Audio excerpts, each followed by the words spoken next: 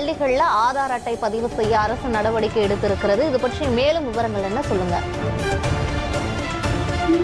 குழந்தைகள் தங்கள் பள்ளியில் படிக்கும் போதே ஆதார் அட்டை, அதுவும் அவர்கள் பயிலும் பள்ளியிலே எடுப்பதற்கான ஒரு நடவடிக்கையை தமிழக பள்ளி கல்வித்துறை மேற்கொண்டிருக்கிறது.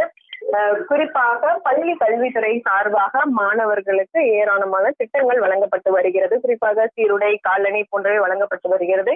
இது மட்டும் இல்லாமல் ஊக்கத்தொகைகளும் அவ்வப்போது வழங்கப்படும்.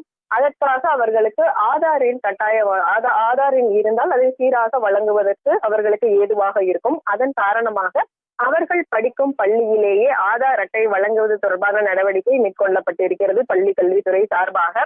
இதற்காக எல்காட் நிறுவனத்துடன் மற்றும் பள்ளி கல்வித்துறை இணைந்து இந்த நடவடிக்கை மேற்கொள்கின்றனர். அது மட்டுமில்லாமல் ஒருங்கிணைந்த பள்ளி கல்வி மாநில திட்ட இயக்கம் மற்றும் இந்திய தனித்துவ அடையாள அட்டையிடமிருந்து 770 ஆதார் பதிவுகளுக்கான கருவிகளையும் கொள்முதல் செய்திருக்கிறது. அந்தந்த பள்ளிகளுக்கு அந்த எல்காட் நிறுவனத்தினர் சென்று அந்த ஆதார் அட்டையை வழங்குவதற்கு தேவையான அந்த இயந்திரங்களும் கொள்முதல் செய்யப்பட்டதாகவும் இது தெரிவிக்கப்பட்டிருக்கிறது. குறிப்பாக இது அனைத்து அரசு மற்றும் தனியார் பள்ளிகளிலும் இந்த திட்டம் என்பது நடைமுறைப்படுத்த இருக்கின்றனர். குறிப்பாக பள்ளி எண்கள் வருகின்ற 6ஆம் தேதி, ஜூன் 6ஆம் தேதி திறப்பதாக அறிவிக்கப்பட்டிருக்கிறது. அன்றைய தினத்திலிருந்து இந்த திட்டத்தானது துவக்கப்பட இருக்கிறது என்று தெரிவிக்கப்பட்டிருக்கிறது. குறிப்பாக இதற்கான வழிகாட்டு நெறிமுறைகளும் வெளியிடப்பட்டிருக்கிறது பள்ளி கல்வித்துறை சார்பாக.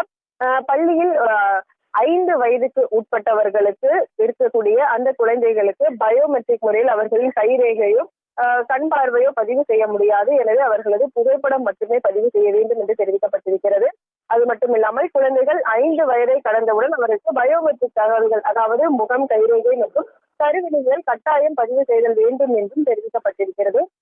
இது 15 முதல் 17 வயதுக்குட்பட்டவர்களாக இருப்பின் அவர்களுக்கு புதுப்பித்தல் வேண்டும். அதாவது 15 வயதை அடைந்த பிறகு மீண்டும் நிலையான பயோமெட்ரிக் தகவல்களான முகம், கைரேகை மற்றும் கருவிழிகள் கட்டாயம் புதுப்பிக்க வேண்டும் என்று தெரிவிக்கப்பட்டிருக்கிறது.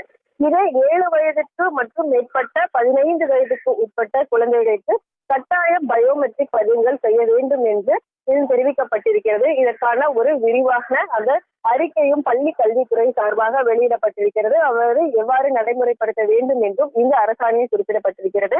எனவே பள்ளியில் பயிலக்கூடிய மாணவ மாணவிகளுக்கு அவர் பயிலும் அதே பள்ளியில் இலவசமாக வெறும் எளிதாக அவர்களின் ஆதார் அட்டையை பெற்றுக் கொள்வதற்கான நடைமுறையை வருகின்ற ஜூன் 6ஆம் தேதி பள்ளி கல்வித்துறை மற்றும் எல்காட் நிறுவனம் இணைந்து அவங்கவுங்க பள்ளியிலேயே துவங்க இருக்கிறார்கள். விவரங்களுக்கு நன்றி ஷெர்லி.